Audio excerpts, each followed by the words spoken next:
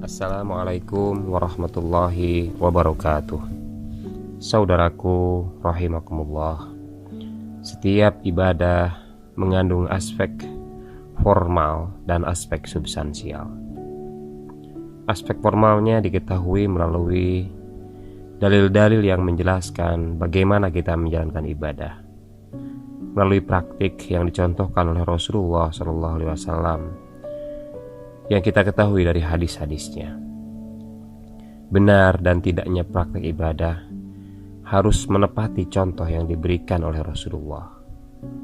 Karenanya Rasulullah yang memiliki otoritas bagaimana sebaiknya kita melaksanakan ibadah dalam menyembah Allah Subhanahu wa taala. Kalau ibadah itu tidak sesuai dengan contoh dari Rasulullah, bisa-bisa ibadah kita keliru.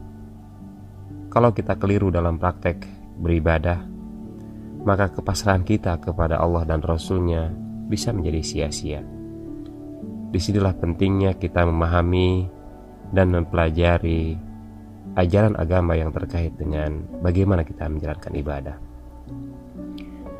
Adapun aspek substansial dari ibadah bisa kita temukan di balik praktik tadi, berupa nilai dan pesan moral yang terkandung di dalamnya. Kita diminta untuk masuk lebih jauh lagi, memahami tujuan dari setiap ibadah yang kita tunaikan. Aspek substansial dari ibadah itu kita ketahui dari tujuannya yang sudah dijelaskan oleh Allah dan Rasul-Nya. Tetapi kadang-kadang masih bersifat global, membutuhkan penjelasan lebih jauh lagi agar kita benar-benar dapat mengamalkan ajarannya secara formal dan menyentuh aspek substansialnya.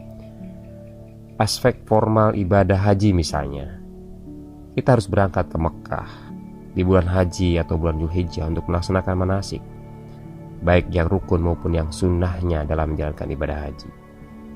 Sedangkan aspek substansial moral ibadah haji berada dalam kata mabrur. Kata mabrur ini mengandung makna yang luas. Bahkan ada orang yang mengurungkan ibadah hajinya demi menolong orang lain memperoleh predikat mabrur. Kita telah mendengar kisah tentang hal itu beredar dengan berbagai versi. Namun intinya semua sama, bahwa seseorang tidak jadi menunaikan ibadah haji karena uang untuk bekal hajinya diberikan kepada orang yang sangat membutuhkan pertolongannya.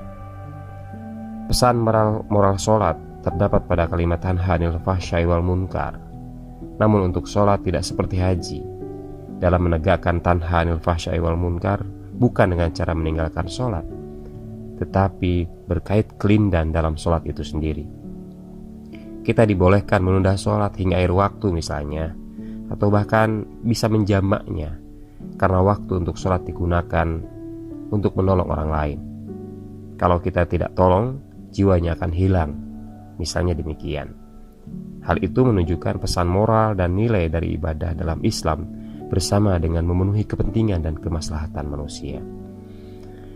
Nampaknya tanggung jawab individual dalam menunaikan ibadah mahdoh terkalahkan oleh tanggung jawab sosial dalam mewujudkan kemaslahatan bagi orang lain.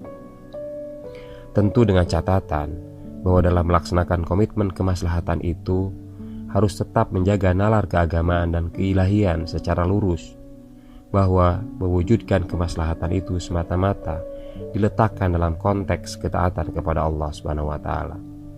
Sebagaimana Allah berfirman, a'udzubillahi minasyaitonirrajim, qul inna sholati wa nusuki wa mahyaya wa mamati lillahi rabbil alamin. Katakanlah, sesungguhnya salatku, ibadahku, hidup dan matiku hanyalah untuk Allah, Tuhan semesta alam. Quran surat Al-An'am ayat 162.